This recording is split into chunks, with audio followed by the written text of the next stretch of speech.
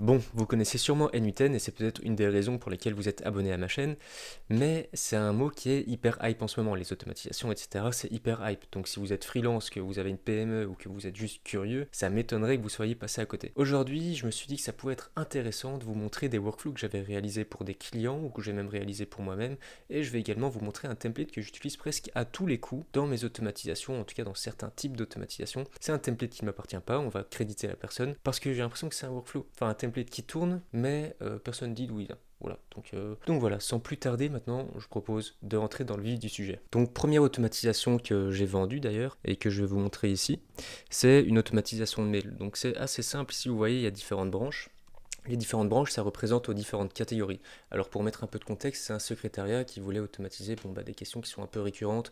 Et donc ce que ça fait, c'est que ça génère soit les réponses, mais la partie sur laquelle en fait qui les soulage le plus, on va dire, c'est la partie transfert. Alors on va vite fait passer un petit peu en revue le workflow. Mais donc ici, dès qu'un mail est arrivé, il est analysé. Ici, on va un petit peu le rendre plus propre, enfin extraire le texte, le rendre plus digeste, on va dire, pour l'intelligence artificielle. Donc ici, on a un nœud OpenAI, tout bonnement dans lequel on va lui dire les consignes pour catégoriser. En fonction de ce qu'il aura détecté, eh bien, il va générer un mot, et en fonction du mot, hop, on va aller envoyer dans les différentes catégories. Et donc les différentes catégories, elles ont différentes consignes, que ce soit sur les réponses générées ou que ce soit dans les exécutions. Par exemple, s'il y a un mail, je vais un peu schématiser, mais imaginons qu'il y a un mail qui a trait à la comptabilité ou autre. Au lieu que la secrétaire doive être derrière son ordinateur et transférer à la comptabilité, ici automatiquement 24 heures sur 24, le mail est reconnu en tant que mail qui est lié à la comptabilité et hop, on transfère directement à la comptable ou au comptable.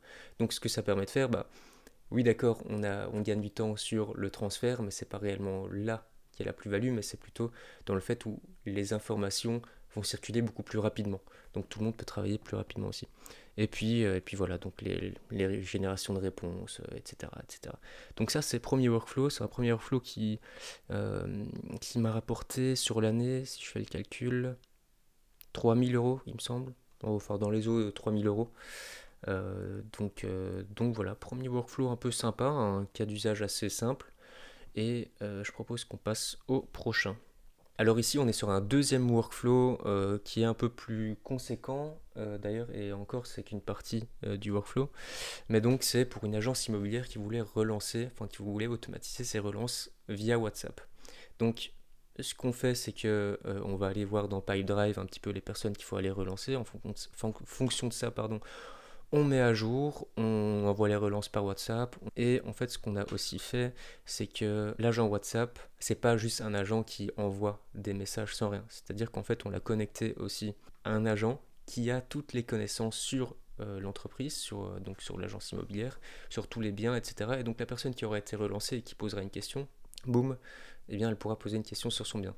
Donc ça c'est une option, enfin c'est hyper intéressant parce que pour le coup elle peut vraiment échanger avec l'agent et donc l'agent s'il détecte qu'il y a un intérêt il va notifier directement un agent immobilier. S'il y a un prospect qui est perdu, boum, ça va mettre à jour dans Pipedrive le prospect qui aurait été perdu. Si par exemple il a juste une question, ça répondra aux questions. Quoi d'autre? Par exemple s'il y a quelqu'un qui envoie un message sur WhatsApp sans qu'il ait juste parce qu'il a trouvé le numéro WhatsApp et bref, qu'il envoie une demande et qu'il exprime un intérêt, eh bien il y a une nouvelle case, un nouveau champ qui sera généré dans Pipedrive pour créer un nouveau prospect, etc. Donc ça c'est hyper intéressant. Je ne vais pas aller plus dans les détails que ça pour l'explication de ce workflow, mais il faut savoir que ça c'est quelque chose qui peut se vendre à 6 000, 8 000, dans ces eaux-là, sur l'année. Donc c'est hyper intéressant.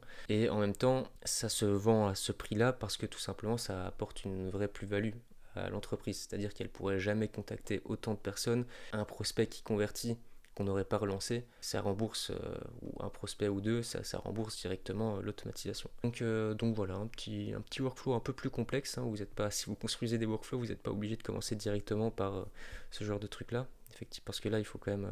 ça demande de bien cadrer le projet, ça demande d'avoir vraiment une réflexion et de vraiment bien décortiquer, on va dire, tout le processus. Donc maintenant, troisième workflow. Le troisième workflow est beaucoup plus simple, je vais vous expliquer ça en détail. Donc ici déjà ce que vous voyez c'est que si jamais il y a une erreur qui est détectée dans le workflow, le propriétaire est directement notifié. Mais surtout, donc ici, à quoi sert ce workflow? Il va servir à faire des analyses d'images. Donc vous voyez ici un webhook, là je reçois une image, et à travers tout ça, je l'envoie, enfin ici, dans tout ça, je l'envoie à une IA qui va expliquer ce qu'il y a dans l'image, et hop, moi je renvoie les informations via le webhook dans un autre système. Donc ici, typiquement, c'est vraiment juste une analyse d'image par IA. Et donc ça peut se vendre. Celui-là, je l'ai vendu à environ 400 €. Donc celui-là, si vous me suivez un petit peu sur YouTube, je l'ai déjà présenté. C'est ma manière d'automatiser mes factures. Donc j'ai un Google Sheet dans lequel je mets toutes mes factures, etc. Je mets tout un tas de colonnes, mais je vous invite à aller voir la vidéo.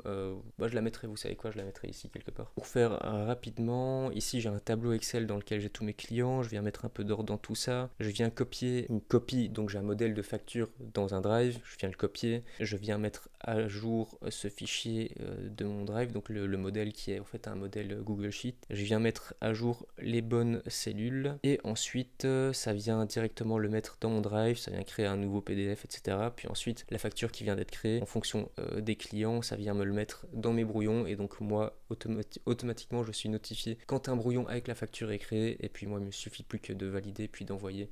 Et j'ai rien à faire d'autre. Donc ça gère ma facturation pour les projets récurrents où en gros je demande un prix mensuel, quoi. Cinquième automatisation, comme vous voyez ici, on est sur un système de prospection. Donc en gros là je vais venir remplacer les Instantly, les Lemlist et tout et compagnie, juste avec une bête automatisation. Donc en gros, pour faire assez simple, j'ai un Google Sheet dans lequel j'ai des contacts, et dans les contacts aussi j'ai l'URL de l'entreprise que je veux contacter, donc leur site web. J'ai 3 variantes pour mes emails de prospection. Et ici, vous voyez un nœud HTTP. Là, je vais aller venir chercher toutes les informations sur le site. Donc, en gros, là-dedans, je vais aller cliquer. Vous savez quoi? C'est pas plus compliqué que ça. Je mets l'URL du site web. Ça va me permettre de récupérer tout le contenu de la page, enfin de l'URL que j'ai sélectionné. Ici, je vais mettre un petit peu d'ordre, donc je vais mettre le HTML en Markdown. Je vais passer ça dans l'IA. En gros, je vais lui demander de me faire une analyse, mais surtout, en fait, je vais lui demander, bon, on va cliquer dessus, je vais lui demander avec un petit prompt tout simple de me faire une accroche. Globalement, une fois que cette accroche là est faite, eh bien je mets ça dans un mail. Et donc voilà, et en fait aussi ce que je dois dire, c'est que dans le tableau où je mets à jour, donc ici le Google Sheet, je mets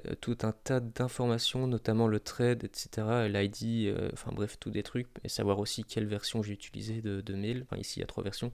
Et donc en fait, ici le fait de mettre les thread ID, de mettre l'ID du message, etc., ça me permet sur un autre workflow de reconnaître les mails que j'ai reçus, de voir si c'était un prospect, et en fonction de sa réponse, en fait j'ai différents choix qui s'appliquent. Ça me permet d'automatiser vraiment toute ma prospection, et aussi les réponses éventuelles de mes prospects. Donc ici, vous voyez, j'ai fait 3 workflows, mais en fait tout simplement parce que ça c'est le premier mail, une relance et une deuxième relance. Ici, j'ai un autre workflow que j'avais fait pour un client, donc l'idée c'est pas vraiment de zoomer dedans, mais en gros ce que ça fait, c'est que vous avez par exemple un assistant qui assiste à vos visioconférences, et avec cet assistant là on va aller créer vraiment un rapport qu'on va directement pouvoir envoyer au client qu'on a rencontré en visioconférence, et en même temps lui envoyer des enquêtes de satisfaction, etc.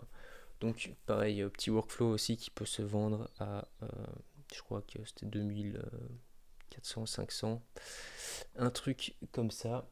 Et donc ici, dernier template que j'utilise dans presque tous mes projets RAG. Bien sûr, moi je modifie un petit peu les trucs pour que ça corresponde à mes projets.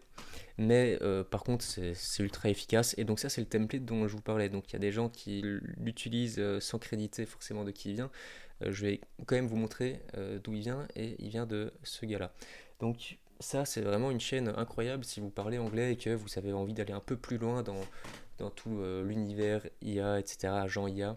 Ce gars-là, il donne énormément de valeur, et il y a beaucoup de choses à en tirer. Donc je vous encourage à aller voir ça à la fin de cette vidéo, bien sûr. Donc je vais vous expliquer en quoi consiste ce workflow. Eh bien, ça va vous permettre de faire un agent RAG qui est ultra puissant. Alors, cette partie-ci, elle sert à quoi? Cette partie-ci, elle va vous servir à injecter toutes vos informations dans l'agent RAG. Alors, on va rapidement parcourir sans aller forcément dans les détails, notamment ici là, enfin, je verrai bien. Mais donc, en gros, on va regarder votre drive lorsqu'un document est mis à jour ou lorsqu'un document est créé dans un fichier drive, eh bien ça va se déclencher, et donc on va parcourir ces étapes. Ici, ces trucs-là, donc c'est du Supabase, on va aller supprimer les anciens documents qui auraient le même titre que le document qui a été mis à jour ou qui a été créé, etc. Pour ne pas faire de doublons dans votre base de données. Donc ensuite, dans ce nœud-ci, on vient en fait transformer par exemple le Google Doc en format, donc en TXT, pour que ça puisse être injecté finalement dans Supabase. Et ici pareil, pour le Google Sheets, ça a transformé en CSV. Donc après, il y a quelques manipulations, notamment ici, ce qui est intéressant pour le CSV. Et une fois que tout ça c'est fait, boum, ça va être mis à jour dans votre base de données. Alors pourquoi c'est intéressant? Tout simplement parce que ici, vous voyez, vous avez votre agent IA, et en fait cet agent IA là, il aura une capacité de calcul, enfin en gros il pourra faire des sommes, des soustractions, des moyennes, enfin bref, il saura faire des calculs assez simples, et en plus de ça, il aura une conscience plus générale, on va dire, de sa documentation, parce que je ne sais pas si vous l'avez déjà expérimenté, ou alors si vous en aviez conscience, mais lorsque vous utilisez un agent RAG, en général, en tout cas quand vous utilisez du Supabase un petit peu de manière brute et simpliste, les résultats ils sont pas bons. Voilà, l'agent IA il va un petit peu halluciner, il va pas trouver des informations, alors qu'ici il va avoir une conscience plus globale de ses connaissances. Donc en fait ça va vraiment booster vos capacités, mais c'est assez impressionnant. Donc workflow template assez intéressant. Ici, ça c'est 3 nœuds que vous devez lancer genre la première fois que vous installez, que vous faites les installations, etc. Mais donc de toute façon ici il a toutes les explications et je vous laisse aller trouver sur sa chaîne.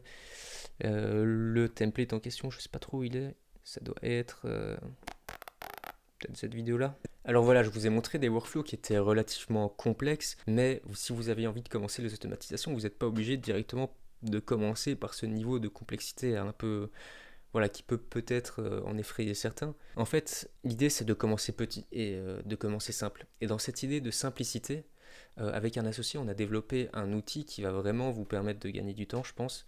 Et donc je vais vous le montrer maintenant, parce qu'on a travaillé pas mal de temps dessus. Donc c'est un outil dans le même esprit que Bolt et Lovable.